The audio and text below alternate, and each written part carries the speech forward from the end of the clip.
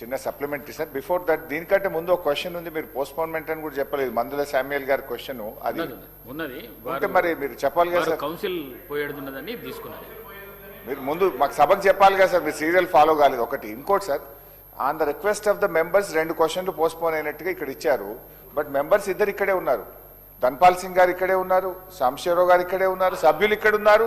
సభ్యుల రిక్వెస్ట్ మేరకు క్వశ్చన్ వాయిదా వేసినామంటే ఇది సార్ గౌరవ సభ్యులు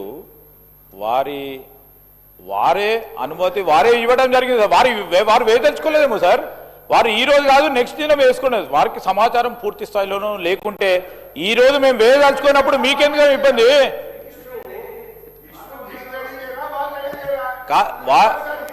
అరే సార్ వాళ్ళు రెడీ మేము రెడీ అనేది ఉండదు సార్. దీంట్లో ఈ రోజు వారు క్వశ్చన్ వేసిన తర్వాత వారికి స్వేచ్ఛ ఉంది అధ్యక్ష. They have every right to request honourable speaker to postpone.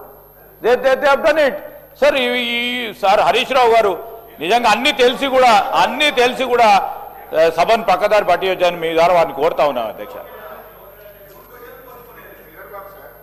ఎప్పుడైనా సభ్యుడు ఏదైనా అనారోగ్య కారణాల వల్ల అత్యవసర పరిస్థితుల్లో రాలేకపోతే పోస్ట్పోన్ చేస్తారు.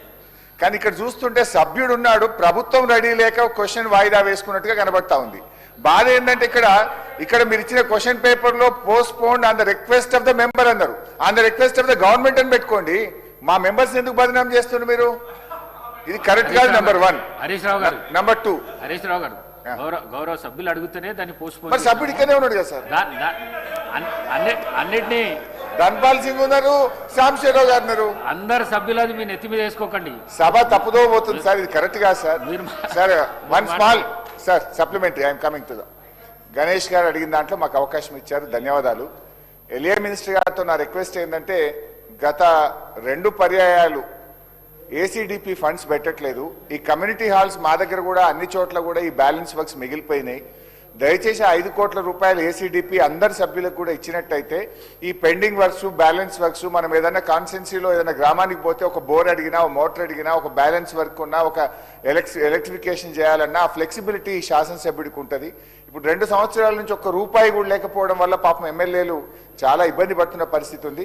దయచేసి మీ ద్వారా ఎల్ఏ మినిస్టర్ గారిని, ఫైనాన్స్ మినిస్టర్ గారిని కోరుతా ఉన్నా, ఈసారి బడ్జెట్లో ఏసీడీపీ నిధులు 5 కోట్ల రూపాయలు అందరు సభ్యులకు, ప్రతిపక్షం స్వపక్షం విపక్షం అనుకోకుండా, గతంలో పెద్దలు జానారెడ్డి గారు కోరితే కేసీఆర్ గారు ప్రతిపక్ష శాసనసభ్యులకు కూడా 5 కోట్ల రూపాయలు ఏసీడీపీ ఇవ్వడం జరిగింది.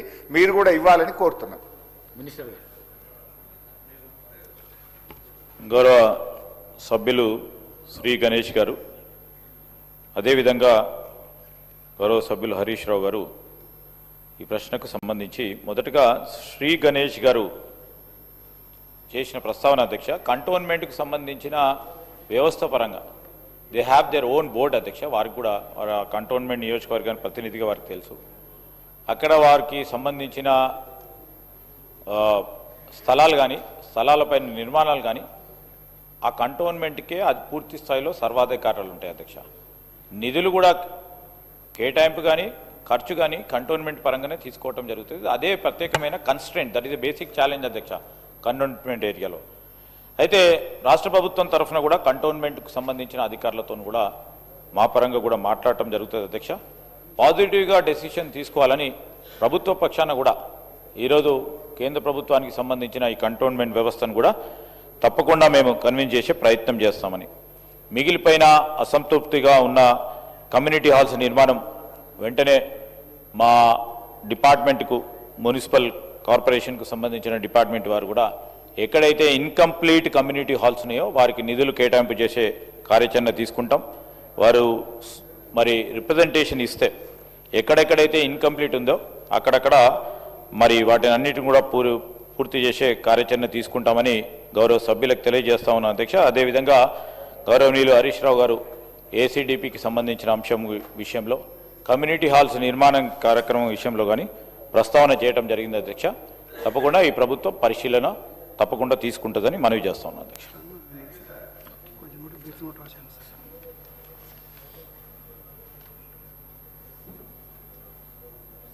క్వశ్చన్ నంబర్ 1530 గౌరవ హెల్త్ మినిస్టర్.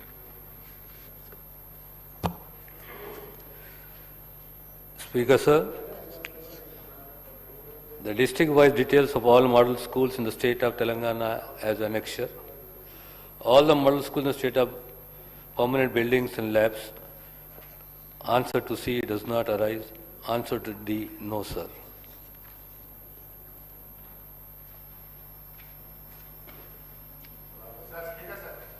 శ్రీ మందుల సామిల్ గారు.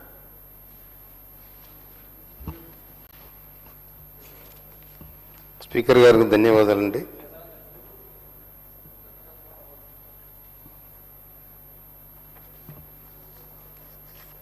దేశంలో రాజ్యాంగం అమలులోకి వచ్చిన తర్వాత 1952లో మొదటి ఎన్నిక జరిగిన తర్వాత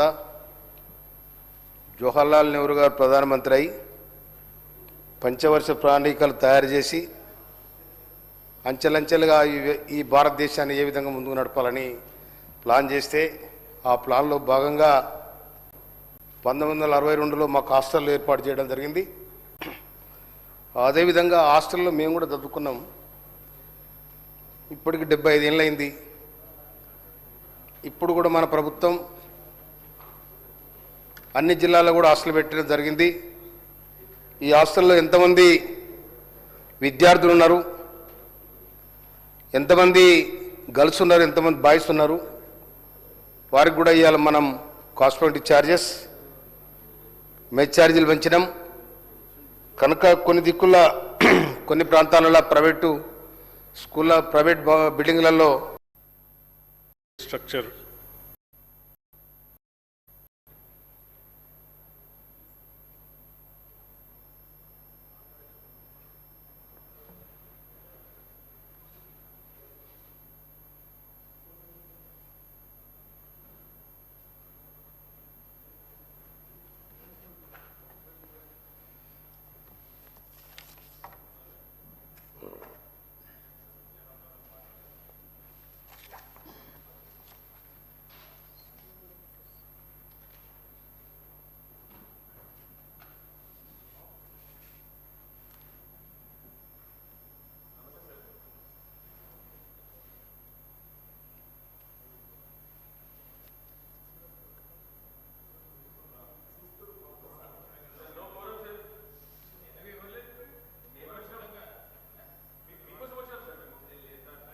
Motion of thanks on address by the Governor.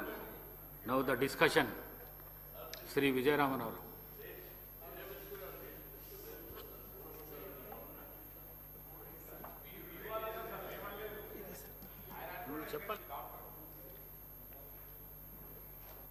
Vijay Ramanarao garu, 1 minute. Vijay Ramanarao garu, 1 minute.